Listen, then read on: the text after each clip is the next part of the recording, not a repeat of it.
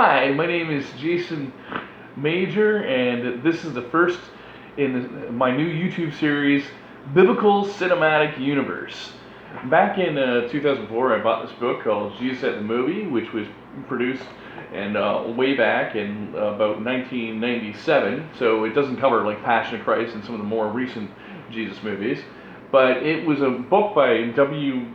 Barnes Tatum, which kind of covered Jesus movies from a biblical perspective, from a artistic perspective, and also from a cinematic, like, is this a great movie perspective.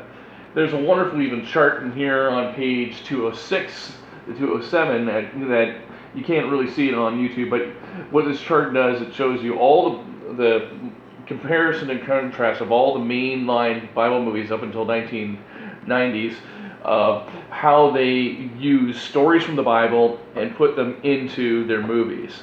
And so that's what my heart is to do with Biblical Cinematic Universe, is that Marvel has their own cinematic universe, and every day people are like going, oh, what's going to happen in the new Marvel movie?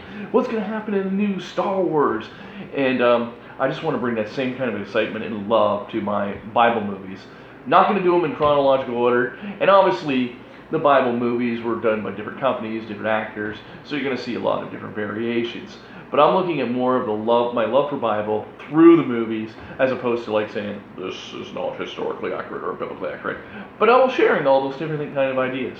And so I thought the first one to do this with is Ben-Hur. On my other YouTube channel, I reviewed the other two Ben-Hurs. I think I'll do them again for this channel. But Ben-Hur, the original 1959 classic, which won so many Academy Awards, and that it was uncontested for many years, and it won Best Picture at the time, and it was just considered, the scope of that movie is amazing. I probably did see it as a child, but I actually only more recently saw it in the last 2 years, where I actually was able to sit down and watch the entire thing, and I just really thought it was amazing, really enjoyed it. And it is a 4-hour epic, but it's one of those ones where you enjoy that it's a 4-hour epic. You're mesmerized by the story. It's also the best incarnation of Ben-Hur, obviously. The miniseries that came out on in 2010 is okay.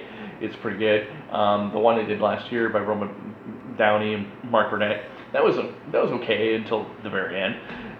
But this is a classic movie.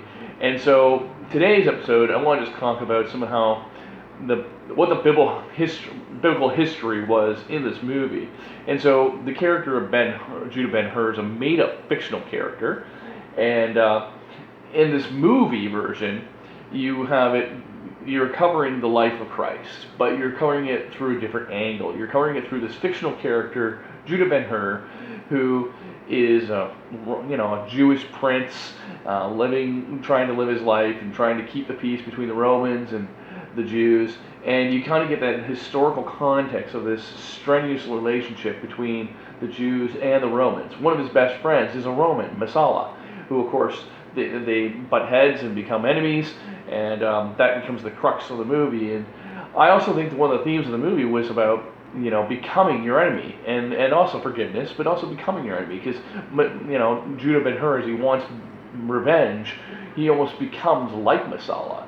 And so, but from a historical context, what you're seeing is that first century, that era of 30 to 33 AD, and you're seeing this kind of time period covered, and it's covering the same time period as the biblical story, as when Jesus sort of, right before he goes into ministry, when he's still a carpenter, as a young adult, which in the Bible, we only have a vague reference that, 12 he was at Passover, at 30 he kind of goes to John the Baptist. So this kind of covers that time period in the early 20s where he's still like a carpenter. And then in this movie version, you start to see all these, in the background, you start to see all these main events of Jesus' ministry, including like the Sermon on the Mount and the Beatitudes and all that. And then, of course, the cross and crucifixion. So the cross and crucifixion are played greatly in this movie. Another thing that, from a movie standpoint, I mean, there's a novelization, there's comic books. We'll talk about all those things over the next few weeks. We'll bounce out between different movies, but we'll talk about all different aspects of things. But today I wanted to talk about how the historical context of Ben-Hur is rooted in the 1st century AD, and that the shots and cinematography and the costume designs are just amazing to see all these different costumes of the Roman history. Also, even just the way they do chariots and the chariot races. And the chariot races were a thing that were going on in 1st century AD. And so there's a lot of great aspects in this movie of showing the life of what life was like in Roman history, and also Jerusalem, and all these different aspects of the Jews and Romans and the conflict they had between them. And I enjoy the movie for that. And it just has a great story, a great message. And what I would say is what I would say in this review is that I would encourage you that if you are a fan of Ben-Hur the movie, read the book, which I'm looking to do. It's a massive book, but it's worth reading. Lew Wallace wrote the book. But what he did was he took a lot of that historical elements and he crafted a story around it. And I think it's important that when we read the biblical story, the actual Bible, that we understand all these historical elements that were going on behind the scenes, behind the chapters, and through the chapters. That a pastor that I heard recently from Windsor said this. He said that there's this idea of time, that it wasn't just like, okay, time goes by. I mean, if you look at Luke chapter 1 and then you're in Luke chapter 4, 30 years go by in that space of time. So understanding these times and understanding the history makes these stories much more interesting. And understanding the archaeology and the history of all these characters, I think, is going to make it more interesting.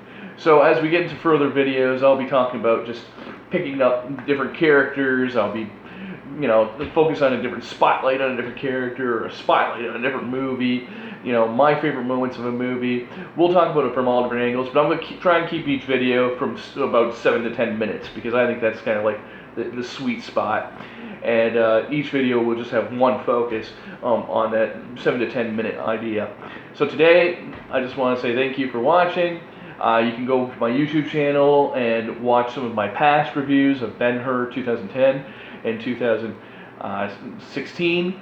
But for this one, I'm saying that enjoy the Ben-Hur movie for the historical value that it has. And just when you watch the movie, look for those ideas of how does this history of this movie reflect the biblical times of the gospel story. And that's what I wanted to share. All right, thank you and have a great day. Bye.